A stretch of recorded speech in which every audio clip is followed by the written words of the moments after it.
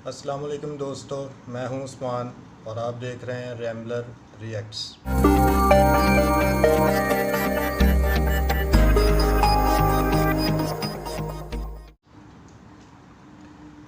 तो दोस्तों आज हम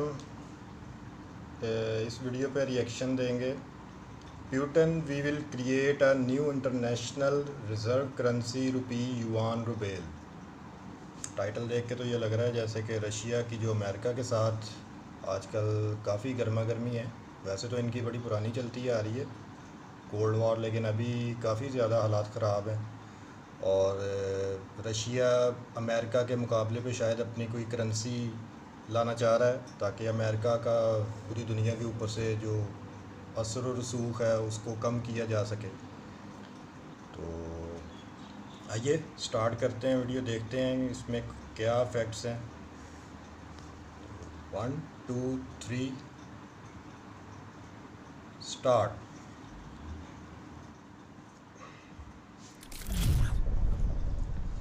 नमस्कार and welcome you world affairs. मैं हूं Prashant Dhawan. Now recently Vladimir Putin ने एक बहुत ही इंपॉर्टेंट स्टेटमेंट दी है। इन्होंने कहा है कि ये लोग बनाएंगे एक नई इंटरनेशनल करेंसी जहां पर ब्रिक्स कंट्रीज की करेंसी को जोड़ दिया जाएगा। इसकी बातचीत शुरू हो चुकी है, ये ऑफिशियली कहा है व्लादिमीर पुतिन ने ब्रिक्स समिट के दौरान। The issue of creating an international reserve based currency on the currencies of BRICS member states is under consideration. और मैं आपको ये बता दूं, ये गेम चेंजिंग आइडिया है, इसलिए यूएस यूके में जो जर्नलिस्ट हैं इसको एक्सटेंसिवली कवर कर रहे हैं। कई जो यूएस में जर्नलिस्ट हैं, मैं देख रहा था, इस आइडिया का मजाक उड़ा रहे हैं कि ये इस रिजर्व करेंसी की वैल्यू कौन मानेगा, दुनिया में इसकी इंपॉर्टेंस क्या होगी। तो इस वीडियो में हम बात करेंगे कि ये नई इंटरनेशनल रिजर्व करेंसी क्या होगी, अगर ये करेंसी बनती है तो आईएमएफ को इससे कैसे नुकसान होगा, बहुत कुछ आपको जानने को मिलेगा। मगर आगे बढ़ने से पहले आपसे क्वेश्चन पूछूंगा, हाल ही में वो कौन सा देश है जिसके साइंटिस्ट ने ओपनली चुनौती दी है यूएसए को कि ये लोग यूएसए को बीट कर देंगे टू मार्स। यहाँ पे आपकी ऑप्शन है इंडिया, यूके, रशिया या फिर चाइना। कमेंट सेक्शन में करिए उत्तर, सही आंसर आपको मिलेगा वीडियो के अंत में। ना आज के समय आपको बताऊंगा 14th ब्रिक्स समिट होस्ट किया जा रहा है चाइना द्वारा। चाइना में वर्ल्ड लीडर्स गए नहीं हैं सिंस चाइना में कोविड की प्रॉब्लम बहुत रैम्पेंट है, इसलिए यह समिट वर्चुअली वीडियो कॉन्फ्रेंसिंग के जरिए होस्ट किया जा रहा है। कई लोग यहां पर कह रहे थे कि अच्छा होता अगर इंडिया ये समिट बॉयकॉट कर देता, मगर इंडिया ने इस समिट को अटेंड किया है और व्लादिमीर पुतिन ने यहाँ पर ये बहुत ही इंपॉर्टेंट स्टेटमेंट दी। इन्होंने यहाँ पर यह कहा कि हम बिल्कुल बातचीत कर रहे हैं इंडियन गवर्नमेंट से कि जल्दी से जल्दी इंडियन स्टोर्स रशिया में ओपन हो।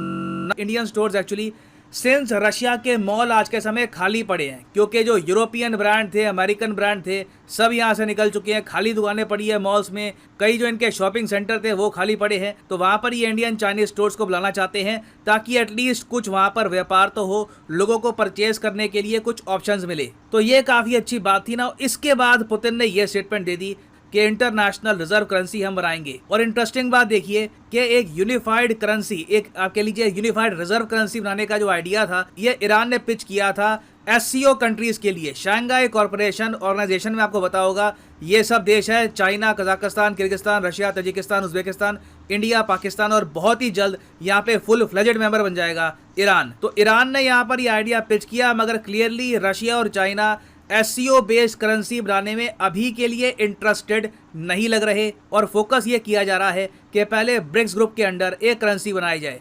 इसका रीज़न क्या हो सकता है? देखिए, कई कंट्रीज़ हैं एससीओ में जिनकी करेंसी बहुत वीक है, तो इनके साथ एक रिजर्व करेंसी बनाना, एक स्टैंडर्डाइज करेंसी बनाना ट्रेड के लिए, ये बड़े देशों के लिए हो सकता है कि घाटे का सौदा भी साबित हो ना। यहाँ पे आपको समझना होगा कि पुतिन का आइडिया क्या है, ब्रिक्स में ये क्या बनाना चाहते हैं। आपने इंटरनेशनल मॉनेटरी फंड के बारे में 50 बार सुना होगा और हो सकता है कि आपने स्पेशल ड्रॉइंग राइट्स के बारे में भी सुना हो।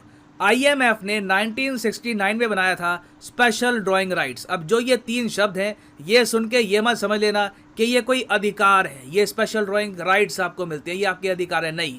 ये बेसिकली एक रिजर्व एसेट है। अब यहाँ पे आप कहोगे रिजर्व एसेट है, इसका मतलब क्या हुआ? सरल भाषा में, जिस तरीके से सोना है ना, दुनिया भर के देश अपने विदेशी मुद्रा भंडार में थोड़ा रखते हैं डॉलर, फिर रखते हैं यूरो, फिर यहाँ पे सोना भी पड़ा होता है। फॉर एग्जांपल यहाँ पे आप देख पाओगे ये रिजर्व बैंक ऑफ इंडिया का विदेशी मुद्रा भंडार का डेटा है और यहाँ पे लिखा हुआ है गोल्ड। अब गोल्ड के नीचे एक और चीज़ लिखी हुई है, special drawing rights. Reserve bank of India भी IMF के SDR अपने पास रखता है विदेशी मुद्रा भंडार में। अब यहाँ पे आप कहोगे वेट, गोल्ड का तो एक तय रेट होता है कि मतलब 10 ग्राम हो गया 50,000 60,000 या जो भी आज के समय चल रहा है, तो स्पेशल ड्राइंग राइट्स का भी कुछ यहाँ पर रेट होता है सिंस ये एक एसेट है। तो हाँ बिल्कुल, आप गूगल करोगे अगर IMF स्पेशल ड्राइंग राइट्स, अगर मान लो आपके पास एक IMF स्पेशल ड्राइंग राइट है, उसके बदले में कितने रुपये मिलेंगे, तो आज के समय एक्सचेंज रेट चल रहा है 1 IMF स्पेशल राइट्स के बदले में 104 इंडियन रुपीज़ आपको मिलेंगे। मगर क्या आप ऐसा ट्रांजैक्शन कभी करोगे? बिल्कुल नहीं करोगे, क्योंकि आपके और मेरे पास कभी भी IMF के स्पेशल ड्राइंग राइट्स नहीं आ पाएंगे। गोल्ड हम परचेज कर सकते हैं, आप और मैं गोल्ड ले सकते हैं, ट्रेड कर सकते हैं, मगर IMF स्पेशल ड्राइंग राइट्स 1969 में इंटरनेशनल मॉनेटरी फंड ने बनाए थे सिर्फ और सिर्फ कंट्रीज़ के लिए। ये आप कह सकते हैं इससे IMF को भी फंडिंग मिलती है, IMF भी स्ट्रॉन्ग रहता है और कंट्रीज़ के पास भी गोल्ड, फॉरेन करेंसी, उन सब के अलावा अपने फॉरेन एक्सचेंज रिजर्व को स्ट्रॉन्ग करने का एक और जरिया मिलता है, स्पेशल ड्राइंग राइट्स। तो स्पेशल ड्राइंग राइट्स टेक्निकली कोई खुद करेंसी नहीं है, ये बस एक रिजर्व एसेट है जो दुनिया भर के कई देश अपने विदेशी मुद्रा भंडार में संभाल के रखते हैं। नाउ इंटरेस्टिंग बात देखिए, ये जो स्पेशल ड्राइंग राइट्स है ना, इसकी एक करेंसी बास्केट भी है जहां पर मेन करेंसीज ये ऐड करते हैं दुनिया की, जिनमें काफी हाई लेवल पर इंटरनेशनल ट्रेड होता है। ये करेंसीज हैं चाइना का युआन, यूरोप का यूरो, जापान का येन, UK का पाउंड और USA का स्टर्लिंग। अब रशिया चाहता है कि जिस तरीके से इंटरनेशनल मॉनेटरी फंड ने ये जो SDR बना रखा है ना, वैसे ही ब्रिक्स देश भी मिलकर एक खुद की करेंसी बनाए। तो अगर मान लो फॉर एग्जांपल ब्रिक्स कंट्रीज मिलकर खुद की करेंसी बना लेते हैं, मान लीजिए करेंसी का नाम है, एग्जांपल के लिए कह रहा हूँ, ब्रिक्स करेंसी, ठीक है, तो ऐसे ही कोई बड़ी बात नहीं होगी इन द फ्यूचर RBI के फॉरेन एक्सचेंज रिजर्व में थोड़ी सी ब्रिक्स करेंसी भी आपको मिले। थोड़ी सी इसलिए कह रहा हूँ क्योंकि जब इनिशियली इसको लॉन्च किया जाएगा तो इसकी वैल्यू काफ़ी कम होगी, काफ़ी कम मात्रा में इसको प्रमोट भी हम करेंगे, तो इनिशियली इसको प्रमोशन काफ़ी कम मिलेगा। धीरे धीरे जिस तरीके से स्पेशल ड्राइंग राइट्स की वैल्यू बढ़ी है, हो सकता है कि ब्रिक्स की जो रिजर्व करेंसी होगी इसकी वैल्यू भी बढ़ेगी। नाउ अब ये तो मैंने आपको बता दिया है फ्यूचर सिनेरियो। पुतिन ने यह कहा है कि अभी हम इस पर बातचीत कर रहे हैं, इट इज़ अंडर कंसिडरेशन। इन्होंने ये आइडिया पिच किया है बाकी कंट्रीज़ को, मगर क्या इंडिया इस आइडिया को एक्सेप्ट करेगा या नहीं करेगा, ये बहुत ही इंटरेस्टिंग होगा, क्योंकि रशिया जो यहाँ पर प्रपोज कर रहा है USA को पसंद बिल्कुल भी नहीं आने वाला। रशिया लिटरली IMF की जो डोमिनेंस है कि दुनिया में अगर मान लो कोई इंस्टीट्यूट है जो पाकिस्तान जैसे देशों को या फिर कई और देश होते हैं, इवन श्रीलंका जैसी कंट्रीज़ को बचा सकता है, निकाल सकता है एक फाइनेंशियल क्राइसिस से, तो वो IMF है। यहाँ पर रशिया एक ऑल्टरनेटिव बनाने की भी कोशिश कर रहा है, क्योंकि कल को अगर मान लीजिए पाकिस्तान जैसा देश है, उनको विदेशी मुद्रा भंडारों में कमी पड़ रही है, तो एक बार को कोई बड़ी बात नहीं है, पाकिस्तान भी अपने फॉरेन एक्सचेंज रिजर्व में कुछ ये ब्रिक्स करेंसी रख लेगा, जिससे कुछ इनकी इकोनॉमी टिकी रहेगी। चाइना से ट्रेड करने में या फिर इवन रशिया से ट्रेड करने में इससे आसानी आ सकती है। तो जिस तरीके से अमेरिकन जर्नलिस्ट अग्रेसिवली इस आइडिया को टारगेट कर रहे हैं, मैं मानता हूं कि अभी तो ये आइडिया अगेन कंसिडरेशन में है। जैसे ये आइडिया मटेरियलाइज होना स्टार्ट हो गया, इस पर काम होना स्टार्ट हो गया, एक नाम सामने आ गया कि ये इसका नाम होगा, इस तरीके से मान लो चाइनीज़ युआन या फिर इंडियन करेंसी की इतनी परसेंटेज के हिसाब से हम वैल्यू रखेंगे इसकी, ये डिटेल सामने आ गई।